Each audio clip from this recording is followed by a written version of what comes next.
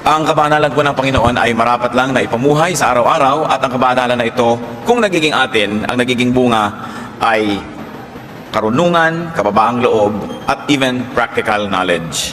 Akala natin po yung pagiging makadiyos ay yung lamang mga high theological issues, but actually, sinasabi natin, Thy kingdom come, Thy will be done on earth as it is in heaven. Kung gayon, kung ano ang kalooban ng Panginoon, dapat nangyayari sa lupa sa pang-araw-araw na buhay. That is why practical wisdom is part of genuine and high spirituality.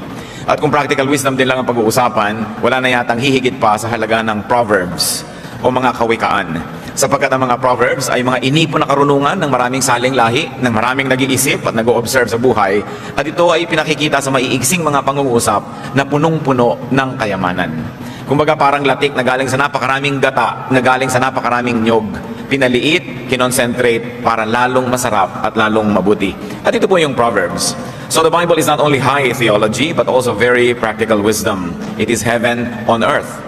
At sa atin ngayong paghahanap ng heaven on earth, pag-apply ng matatayog ng mga diwa sa ating pang-araw-araw na buhay, hahanapin natin sa Proverbs. And we will look for 8 proverb no-nos on work and money matters. Napakaraming sinasabi ng Proverbs na huwag gawin. At ngayon po ang titingnan natin, 8 dapat na iwasan, hindi dapat gawin tungkol sa paghahanap buhay, sa pagtatrabaho, at sa mga bagay na may kinalaman sa ating pananalapi. Amang Diyos, salamat sapagkat kayo ay God of wisdom, God of everyday life. Humihingi kami ng karunungan na maunawa yung salita, at nang sa ganon, magkaroon ng magagandang bunga sa pang-araw-araw na pamumuhay. Salamat po sa iyong karunungan na ibinibigay sa amin. Patawarin niyo po kami sa aming mga kasalanan, linisin niyo kami sa aming mga pagkukulang, at nawa Panginoon, kayo ang mangusap. Salamat sa pag-iingat niyo sa mga tagumpay na ibinibigay. Salamat sa pagkandili niyo sa amin. Turuan niyo kami ngayon, at nawa sa pagtuturo niyo, ilayo niyo kami sa mga kasalanan, sa mga kamalian, sa mga panlilito ng kaaway. At ganon din, ilayo niyo kami sa masasamang tao at masasamang espiritu. Let your wisdom prevail in our lives, and may we come out of this activity enriched by you, empowered to have a much better life. Father, teach us. In the name of Jesus, your Son, our Lord, we pray. 8 proverb no-nos on work and money matter. No, number 1, do not deny rewards to those who deserve them. Isang uri ng kabanalan na hindi natin ipagkait ang mabubuting bagay, gantimpala at kagandahang loob sa mga karapat-dapat na tumanggap nito. Proverbs 3:27, do not withhold good from those who deserve it when it is in your power to act. Kung kaya rin lang natin, abot kaya natin, ay huwag na nating tatagalan pa, huwag na nating pinahahaba pa ang paghihintay ng mga taong dapat ay tumanggap sa atin ng kabayaran o kaya ay gantimpala. Luke 10:7, for the worker deserves his wages. So unang-una na dapat na mag-isip-isip nito ay yung mga nagpapasahod, nagpapasweldo, yung may mga empleyado. Na huwag nang i-delay pa, kung pwedeng ibigay na, kailangan na ngayon, ibigay na. Huwag nang tagalan pa. At ibigay yung tamang amount, sa tamang panahon, because the laborer deserves his wages. In Romans 13:8, let no debt remain outstanding. Kung sa gayon, hindi lang mga utang na pinansyal, hindi lang mga babayarin sa pananalapi, kundi pati ang pagbabayad at panunukli sa utang na loob. So that we return love for love. We give back to those who give to us. We smile back to those who smile at us. Sabi, dapat wala kang utang. Dapat lagi ka nagbabayad. So ang ginagawang mabuti sa iyo, lagi mong susuklian at susuklian agad-agad, huwag nang ipaghintay pa. Do not delay the dispensation of good things. Kuminsan madali nating malimutan na hindi lang yan tungkol sa pera at pagbabayad ng mga utang, kundi paggawa ng mabuti sa ating mga mahal sa buhay. Kuminsan meron kang intensyon na i-blow out naman ng iyong asawa, ipasyal naman ng iyong mga anak, o kaya ipakainin naman yung mga taong may mga nagagawang mabuti sa iyo, pero hanggang gano'n na lang, hanggang plano na lang. One good act is better than 1,000 good intentions. Hindi mo pwedeng sabihin sa isang taong namatay na balak pa naman sana kitang dalawin next month at dala ng prutas. Namatay na eh. Hindi mo pwedeng sabihin sa isang tao na lumayo na ang loob sa iyo, na balak sana kitang ipasyal, mahalin, balak kitang isipin at pag-isipan lagi, pero lumayo na yung loob, hindi mo na maibalik, nahuli. Sabi nga ng mga matatanda, aanhin pa daw ang damo kung patay na ang kabayo. Kaya kung meron tayong mabuting magagawa, mabuting binabalak gawin, gawin na. Una, hindi tayo nakakatiyak na pag ginawa natin yun ay welcome pa doon sa tatanggap yung ibibigay natin. Hindi rin natin alam kung siya'y malusog pa o buhay pa o gising pa, kumpleto pa ang pag-iisip sa panahon na gusto nating ibigay. At hindi rin natin alam kung sa panahon na gusto nating ibigay yon, tayo'y malakas pa o buhay pa. Dapat ibigay na natin agad ang mga dapat ibigay. Proverbs 3:28, do not say to your neighbor, come back later, I'll give it tomorrow, when you now have it with you. Nanghihiram, humihingi, nagpapatulong ang tao, pwede mo nang ibigay, papatagalin mo pa. Kung minsan merong nanghihiram sa'yo ng pera, pero sabi mo, "O sige, next week gagawa ako ng paraan," pero kaya mo na ngayon. Pero ayaw mo namang magmukhang kaya dali-dali kang nagkapera dahil baka kaabusuhin. Pwede man sabihin, alam mo, ang tagal-tagal kong inipon-ipon ito, o eto ngayon, nasabi mo rin na hindi naman ganun kadaling maglabas sa'yo ng pera para hindi ka abusuhin, pero hindi mo naman tinagalan pa ang pwede mong ibigay na. Kindness delayed is kindness denied. No? Eh bakit naman gusto natin at sinasabi sa Biblia na ibigay mo na yung dapat ibigay, huwag mo nang tagalan? Una, dahil mahal ng Diyos yung mga nangangailangan na dapat nating tulungan. Pero huwag nating kakalimutan na ipinagagawa sa atin yun dahil mahal din tayo ng Diyos. Dahil alam ng Diyos na una, lahat ng ginagawa nating mabuti ay aani din tayo. So bakit mo tatagalan ng pagtatanim? Eh di tumagal din yung pag-aani. Na-delay din yon. At alam din ng Diyos na kung meron tayong mabuting kalooban at dinanais gawin na mabuti, pag hindi natin nagawa at hindi na tayo nagkaroon ng pagkakataong gawin yon, maaari tayong pahirapan ng ating budhi. Feelings of guilt will haunt you, you will feel bad, and it is not good for you and for your health. Kaya sa Proverbs, makikita natin lahat yung kabutihan na yan. Hindi lang pang ibabaw ng mga kabutihan, hindi lang yung mga instant results, kundi may malalalim na counterpart yan in the spiritual world na kahit hindi natin nauunawa ngayon, sundin na lang. Hindi magiging Proverbs ang Proverbs kung yan ay hindi napatunayan ng maraming saling lahi at ng mahabang panahon ng pagsunod at pagsuway na tama nga yan. So sundin natin dahil nauunawaan, at kung hindi nauunawaan, sundin pa rin. Kesa naman ang ating pairalin sa ating buhay ay kamangmangan, katigasan ng ulo, sapagkat yung nakasulat dyan ay napatunayan na totoo at epektibo. At huwag ding mambitin. Merong mga anak, dadalaw sa mga magulang nila sa probinsya. Bibigyan naman, aabutan naman pala ng pera. Pero kung kailan aalis na at pabalik na sa Manila, samantalang iisip-isip yung matatanda, ano kaya ang bibiling kong ulam? Ano kaya ipapakain ko sa mga ito? Magkano kaya ang ibibigay sa akin? Uubusin ko kaya itong nalalabi kong savings dito? Eh, paano kung konti lang ang ibigay? Paano na ako bibili ng gamot ko? Etc. etc. Meron din naman kung minsan, pupunta ka sa isang, inimbita ka ng isang church, sa isang kelayo-layong lugar, isang linggo ka doon at kung ano-ano. Mabuti ng mabuti kung yung speaker ay may baon. Pero kung kailan aalis ka na at sasakay ka na doon sa buhos at saka palang ibibigay sa yung love gift, so hindi ka malang nakabili ng kahit na maruya na pang uwi sa pamilya mo dahil kahuli-hulihang sandali na ibinigay. Dapat kung may ibibigay kayo, ibigay nyo na agad. Para yung pinagbigyan nyo makapagplano kung paano siya gagastos, kung paano ba siya magtitipid. Huwag nang tagalan. Do not keep people in suspense. It's a very important practical wisdom that godly people should never forget. Another Proverbs no-no, do not be lazy. Kailangan pa ba naman pag-usapan yan? Pero sabi nga ng marami, ang paalala daw ay gamot sa taong nakalilimot. Kung minsan pinag-uusapan natin, ba't kaya mahirap ang ating mga mamamayan? Mayaman ng Pilipinas, mahirap ang maraming Pilipino. Totoo rin naman kasi maraming taong tamad. Wala nang inisip kundi ubusin ang oras sa pagsasaya, sa pagtulog, sa pagpapahinga, sa pag-inom, sa pagchichismisan, sa paglilibang-libang, pero walang ginagawa na productive effort. Proverbs 20:13, do not love sleep or you will grow poor.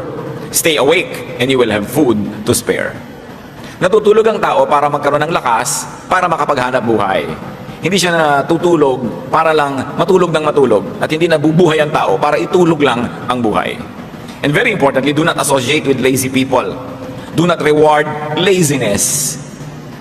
Kung minsan may mga kapatid ka na productive, merong mga tamad, pero yung tamad, yun pa ang palahingi, yun pa ang palaasa, yun ang maraming iniisip na gastahan. Kailangan hindi laging sinusuportahan ang mga hilig at mga bisyo ng mga tamad. Sapagkat lalo lang silang nasasanay na magpakatamad at iasa ang kanilang buhay dun sa mga masisipag. True godliness will result in industry. It will result in us becoming very, very good and excellent and fruitful workers.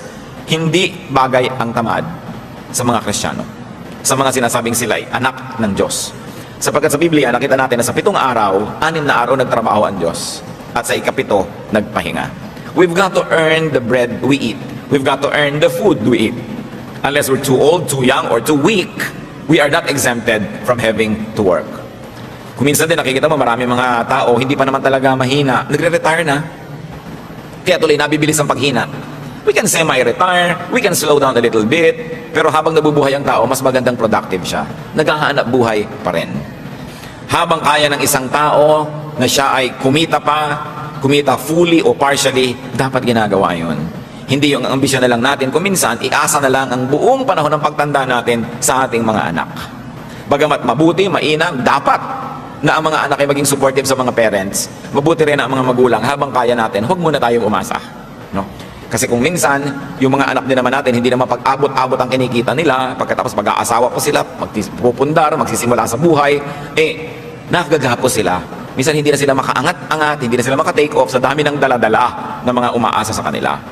Ngayon, mga inam lang umasa kung tayo sobrang tanda na nga, o sobrang bata pa lang, o sobrang mahina ang katawan natin dahil tayo may karamdaman.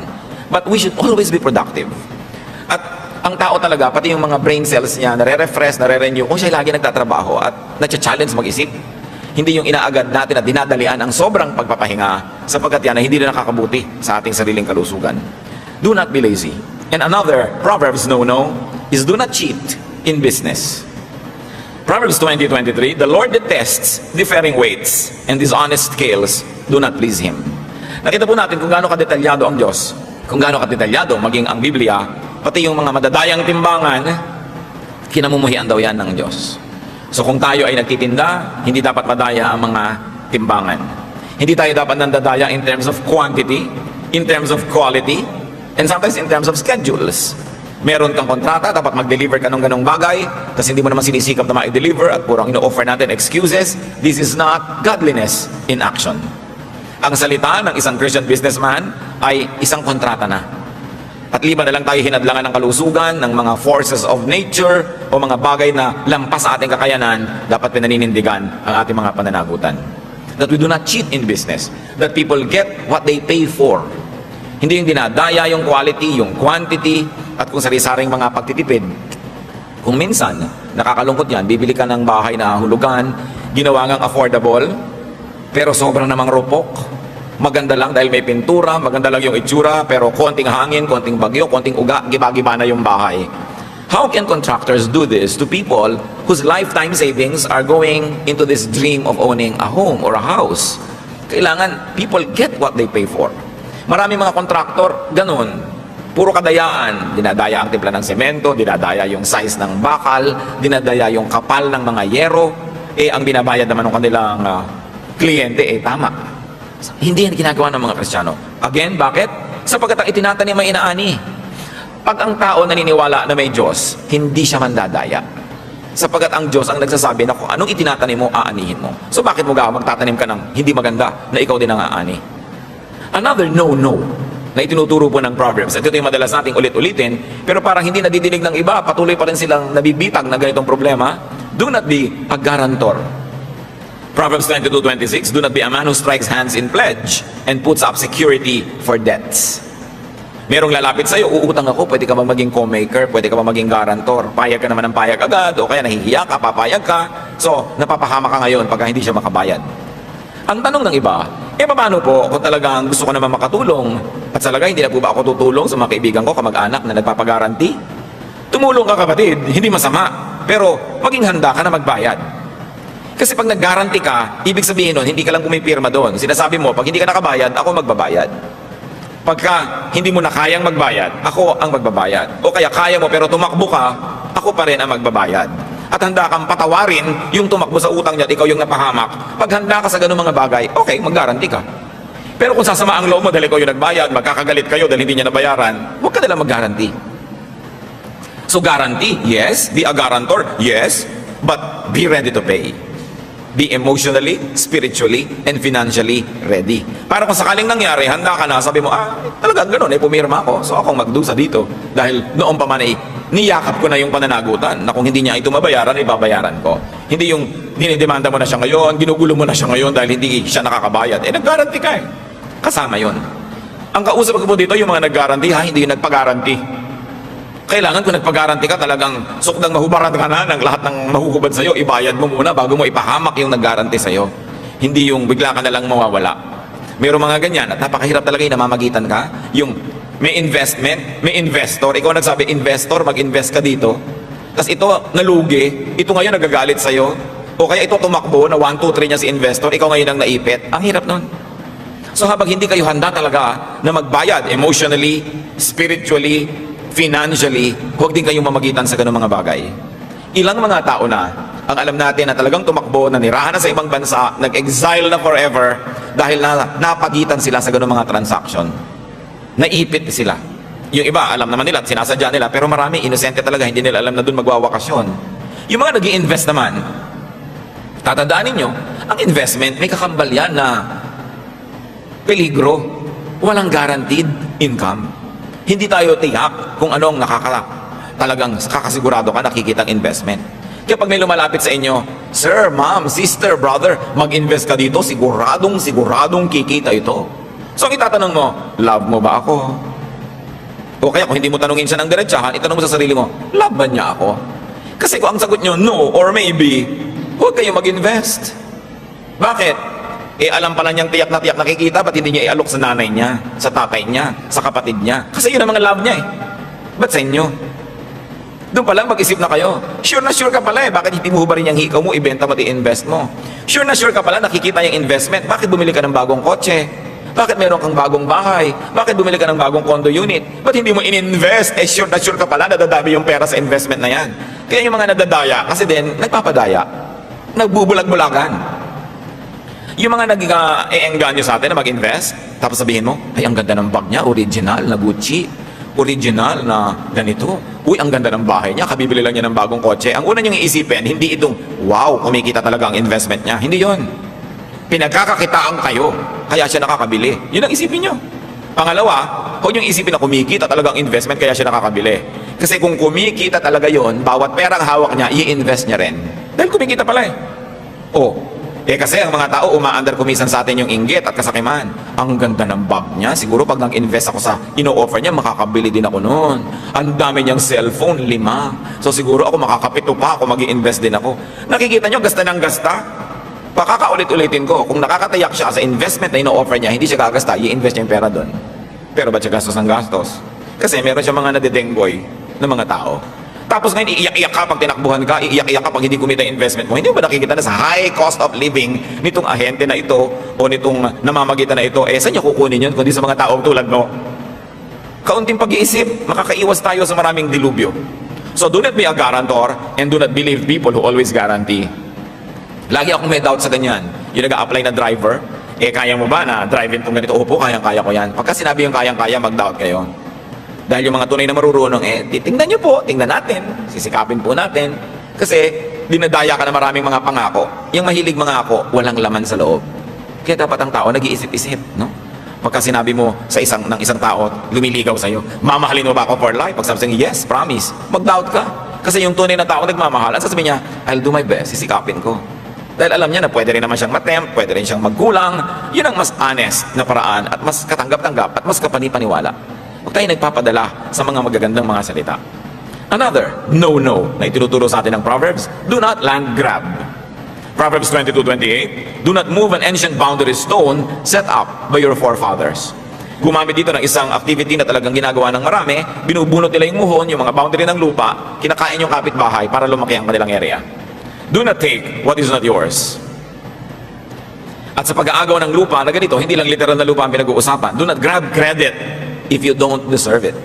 Kung hindi ikaw ang nag-isip ng isang ideya, huwag mong palabasin na ikaw ang nag-isip nun. Pagka hindi ikaw ang nakahanap ng hinahanap, huwag mong palabasin na ikaw ang nakakita nun. In other words, get what you only earn and deserve and what you really own.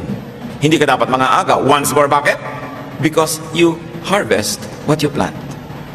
Magtagumpay ka man na makapang-agaw ngayon, babalikan ka niyan at maaagawan ka. Kung minsan hindi mo alam na aagawan ka pala, akala mo nagtagumpay yung mga pang-aagaw mo noon, hindi mo nakikita na higit lalo palang dapat kang maraming tinanggap kung hindi ka naagawan bilang ganti sa mga pang-aagaw na ginawa mo. Lalong-lalo na huwag na mga agaw ng asawa ng may asawa. Diba? Talagang napakalaking gulo ang lilikhain mo noon. Good manners and right conduct, merong magnobyo na, huwag ka namang agaw. Ngayon kung nagkagalit sila, nagkasira, at saka ka nila magparamdam na available ka. Pero yung magkasama na, may usapan na, guguluhin mo pa, pang-aagaw ang ganyan mga bagay. Kasi sinasabi sa 10th commandment, you shall not covet. You shall not covet anything that belongs to your neighbor. Pagka ang isang tao naging covetous, mapaghangad, mainggitin, masisira na ang kanyang pangatwiran, marami na siyang gagawing mali. Mga mali na kung minsan magbunga man ng instant pleasure, napakamahal ng bayad at babayaran din. Isa pa pong no-no sa Proverbs, do not accept goods that are not sincerely given. Huwag tumanggap, huwag mag-enjoy ng mga bagay na hindi naman buo at taos-pusong ibinibigay sa iyo. Proverbs 23:6-8, do not eat the food of a stingy man, do not crave his delicacies, for he is a kind of man who is always thinking about the cost. So yung mga matutuos daw na tao, kwenta ng kwenta, naku, huwag ka nalang magpalibre dyan. Huwag ka nalang tumanggap ng mga bagay na galing sa kanya. Kukwentahan ka niya at hindi ka pa nakatatalikod, sinisimula na niyang balakin kung paano ka sisingilin. Eat and drink, he says to you, but his heart is not with you. You will vomit up the little you have eaten, and you will have wasted your compliments. Kung hindi daw taos-puso ang pagbibigay, huwag mo na lang tanggapin. Sabi na matatanda, kung hindi ukol, hindi bubukol. Hindi talaga para sa'yo. Kahit makuha mo, medyo nahiya-hiya, ibinigay sa'yo dahil ang pilit-pilit mo, hindi mo rin ma-enjoy yon. Sabi, you will vomit what you have eaten. Mahirap kumisang maunawaan ang kahulugan ng mga salitang ito. Dahil merong mga talagang eat and run. Ano ngayon kung ayaw niya, nakain ko naman. Ano ngayon kung ayaw niya ibigay, nakuha ko naman. So akala natin, nanalo na tayo noon, nagwagi na tayo. But the Word of God is true. And the wisdom of the Proverbs has been tested by the years. In fact, by the thousands of years. So kung akala natin, nananalo tayo at meron tayong kabig, kahit na hindi gustong ibigay sa atin yung ating tinatanggap, hindi yun totoo. Do not take what is not given from the heart. Even affection, even gifts. Pagka hindi sincere, it will not accomplish for which you think it was meant to be given. It's a spiritual law. And if it is mysterious, we do not know how to obey, we don't know why we should obey it, just obey anyway. Sinabi kasi, pag alam mo na pabalat bunga, huwag mo nang tanggapin yung iniaalok. Pag alam mong napilitan lang na isasama ka, yung lalakad na sila, biglang nakakalat ka, ay, sama ka. Wala ka naman sa plano. Huwag ka nang sumama. Kalabisan ka doon. Una, maaagawan sila ng kasiyahan dahil mayroong element na nandun na hindi naman nila inaasahan nandun. At ikaw man, hindi ka naman lubusang masisiyahan dahil alam mong hindi ka talaga kasali. Half given. Maraming ganyan. Kahit yung mga sexual favors na kinukuha sa through sexual harassment, yung gusto-gusto mo ang isang tao, empleyado mo siya o may kapangyarihan ka, tapos pipilitin mo siya, hinug sa pilit. Kaya mapait daw yan, sabi ng mga matatanda. Huwag na lang, pagka hindi talagang suko at ibinibigay ng lubos, ano man yun, huwag mong ipilit. Huwag ka nagnanakaw ng halik. Diba? Kung hindi ka naman talaga hinahalikan, huwag ka magnakaw ng halik, kamumuhian ka lang. Makakainisan ka, maitutulak ka pa. At magtagumpay ka man, doon sa moment na yon, hindi ka na makakahalik uli. No? Napaka-importante yan. Natulad ng marami sa ating mga kapatiran, Pastor, pakis. Ano ako, artista? Nakikita kasi nila, may kinikisan ako, yung mga pinsan ko yun, ano? Mga kamag-anak ko, mga kaibigan ko matatalik. Ngayon, kung hindi tayo gano'n, huwag na kayo magpakis. Diba? Dahil, hindi naman dapat pinagagagawa yan. Nagbo-volunteer ka kung gusto mo, pero hindi yan bigla nalang inaagaw, bigla ka nalang dinagit, no? At naskoran ka na. Nakakahirap ng loob. Ano man yon? Kasi hindi ibinibigay sa'yo, hindi kusang ibinibigay, huwag mong mithiin. Mapakla, mapait ang bunga ng nakaw. Akala mo lang masarap yon, pero sabi sa Biblia, may bayad. Madalas, ang bayad, hindi natin alam. Nagbabayad pala tayo. Kaya pala kahit kuminsan anong gawin mo negosyo, hindi mag-click. Kaya pala kuminsan, ang sama-sama lagi ng pakiramdam mo, o laging mali ang nangyayari, o parang wala nang tama na mangyari sa buhay mo, nagbabayad ka pala. Pag lagi nangyayari, isipin natin, ano kaya, Diyos ko, ang mga utang kong di ko alam na utang ko pala, binabayaran ko tuloy. Bakit mahalaga na malaman natin kung ano yon? Para huwag na nating tuloy-tuloy pang gawin ang hindi dapat. Para matigil ang mga bagay na hindi dapat dumadating sa atin, pero dating ng dating, dahil tayo rin naman kasi yung humihimok na dumating yun sa buhay natin. Another no-no, do not exchange the truth for goods, for money, for material gain. Parang kuminsan, hindi na ganyan ang takbo ng panahon. Nabibili ang mga witnesses, nababayaran, pati mga hukom, syempre hindi lahat. Pero nililimot na ng tao yung mga katuruan na huwag mong ipagpapalit ang katotohanan para lang sa pera, para lang sa material gain. Why? And why not? Because God is truth. Even Jesus is truth. So when you compromise the truth for material gain, you're actually abandoning God. You're abandoning the very concept of God, and you're abandoning the very, very character of God, and that God is truth. And that godliness means truthfulness. Proverbs 23:23, buy the truth and do not sell it. Get wisdom, discipline, and understanding. Dapat yata nakalagay yan sa malalaking mga letra sa ating mga hukuman. Dapat nakalagay yan sa malalaking mga letra sa ating mga government agencies. Kahit sa mga churches, kahit saan. Buy the truth and do not sell it. Sasabihin natin, hindi ko naman sinesell yung katotohanan. Totoo. Pero kung minsan, kinakampihan natin yung makapangyarihan kahit sa sinungaling. We are selling the truth. We are selling out on our truthfulness. Kung minsan may naaaping isang tao na makatotohanan, makadiyos, hindi ka nalang kikibo. Kasi yung nangaapi, makapangyarihan, may pera, o may napapala ka sa kanya, that is a way of selling the truth. Nabebenta ang katotohanan, nabibili ang tao. Nagbubulag-bulagan siya sa kasinungalingan, o siya mismo ay nagsisinungaling, o hinahayaan niya na umira lang kasinungalingan dahil meron siyang napapala sa pagbubulag-bulagan at pagbibingi-bingihan. Pero isang uri ng pagtataksil sa Diyos, sapagat ang Diyos ay katotohanan. Ang mga taong maka-Diyos ay mabubuhay sa katotohanan, anuman ang maging halaga noon na dapat niyang ibayad. Kaya sabi, buy the truth. Meron kang ipapalit. Kung minsan hindi ka na-promote kasi truthful ka. Kung minsan hindi ikaw naging paborito kasi honest ka. Pero sabi niya, buy the truth and do not sell it. God is on your side when you do this. And we know that godliness is not always about instant gratification. Na ang tunay na mga kasiyahan sa piling ng Diyos ay hindi laging bigla-biglaan, kundi dumarating sa pangmatagalan in the long run when you run the race and finish it. Hindi tayo dapat mainipin sa gantimpala, lalong-lalo sa gantimpala sa mga nabubuhay sa katotohanan. Yung mga bigla-biglang mga gantimpala at mga sarap sa buhay, kadalasan, si Satan na may offer niyan. Enjoy now and pay later. But the Lord and godliness is about building things up for the long haul. For the life that is way, way ahead. Hindi yung mga bigla-biglaan lamang. Sabi nga sa Tagalog, itong Proverbs 23:23, hanapin mo ang katotohanan, karunungan at unawa. Pahalagahan mo ang mga ito at huwag pababayaang mawala. It is a spiritual law. Once more, it can be mysterious. The meaning, the immediate value and benefit is not always readily visible. Pero tulad ng nasabi na natin, salita ng Diyos, sundin. Whether or not we agree, whether or not we understand. Marami pa pong sinasabing no, no, no sa Proverbs. Pero huli, sa pag-aaralan natin ngayon, do not enjoy now and pay later. Do not gaze at wine when it is red, when it sparkles in the cup, when it goes down smoothly. In the end, it bites like a snake and poisons like a viper. Your eyes will see strange sights and your mind imagine confusing things. You will be like one sleeping on the high seas, lying on the top of the rigging. They hit me, you will say, but I am not hurt. They bit me, but I don't feel it. When will I wake up so I can find another drink? Huwag daw mabuhay sa paglalasing. Maraming mga equivalent yan. Do not be high on alcohol. Do not be hooked on drugs. Do not be addicted to artificial intoxication.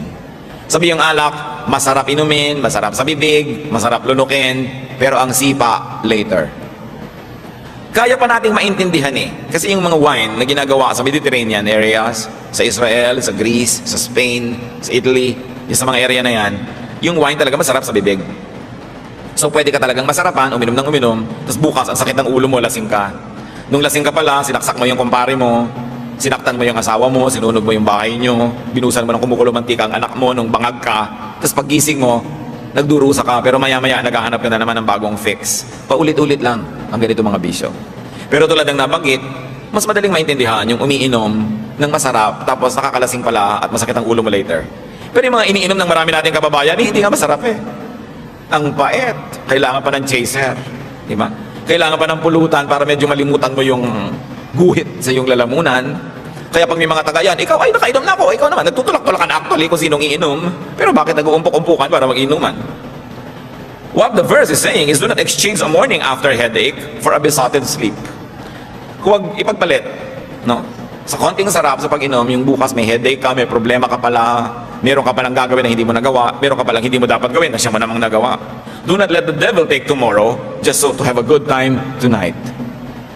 Do not sacrifice long-term for short-term pleasure. And do not rest now and then work later because you did not do your work at the time that you should be doing it. Plant first. Do the right thing first so that you will harvest at the right time. Isa yan sa mga dapat nating laging tandaan. Lalo sa ating kultura. Lagi nilang nagiinuman ng mga tao. Bakit naman yung mga tunay na lalaki, hindi naman kapagkita-kita ng hindi nalalasing? At hindi naman titigil uminom hanggang hindi lasing. Sana uminom lang ng kote tapos tumigil na. Pero hindi, talagang 8 cases ng beer. Talagang hindi sila titigil hanggang hindi mga lango. Talagang hindi titigil hanggang hindi sila nag-aaway. Ang dami-dami naman magkakasundo nung nagsisimulang inuman tapos mamaya nagsasaksakan na pala. Paano? Weak characters lean on strong drink. Yung mga duwag, hindi makapagsalita kundi lasing. Yung mga mahihina ang loob, hindi makapagtapat kung hindi lasing. Kailangan pa nilang lasingin ang mga sarili nila, tapos tatawagin nila yung sarili ng tunay na lalaki. Kailangan mong malasing para ka tumapang. Anong tunay dun? Kailangan nating i-review yan kasi tuwing na lang may fiesta, tuwing na lamang may birthday, tuwing na lamang may okasyon, lagi nilang hindi nawawala ng pasyente sa ospital pagkatapos kasi may nagsaksakan ng basag na bote, may nag-away.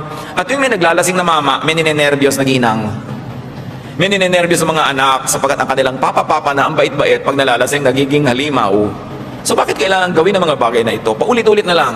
Tingnan ninyo, generation to generation to generation, yung mga tatay na mangiinom, nagkakaroon ng mga anak na mangiinom, nagkakaroon ng mga apong mangiinom, na usually pare-pareho naman silang nakalugmok sa kahirapan, pare-pareho mga lubog sa utang, pare-parehong walang maging bunga ang buhay, hindi pa rin natuto na dapat baguhin ang paraan ng pamumuhay. Kailangang tigilan ang ganito mga bisyo. So work, business, money matters are very important elements of life. Kaya nasa Proverbs, kaya nasa Biblia. The Bible, and now very especially the Proverbs, teach us on work ethics, teach us on the way to a good life. They teach us values concerning money, business ethics, work ethics. Because spirituality should also be concerned about the here and now, about concrete realities. So we should learn from the Proverbs. Ama namin, salamat sapagkat marami kayong mga tinuturo. Yung iba alam na namin, kaya lang kailangan laging sariwain dahil nalilimutan din naman kahit alam. At yung mga iba, hindi masyadong madaling maintindihan. Turuan mo kami, Panginoong, unay unawain ang iyong mga pinagbabawal na ito. At makita namin yung karunungan mo kung ba't ito'y ayaw mong gawin namin sa buhay. Ngunit kung may mga bagay na hindi namin lubos maunawa, sumunod na lang kami. Sapagkat alam namin, Panginoon, ang iyong salita ay hindi pwedeng maging mali. Ituro mo sa amin na pakinabangan ng mga salita dito sa Biblia sa pamamagitan ng pagsunod sa kanila, sapagkat ito'y napatunayan na ng marami mga saling lahi at ito'y patuloy na nangungusap sa amin.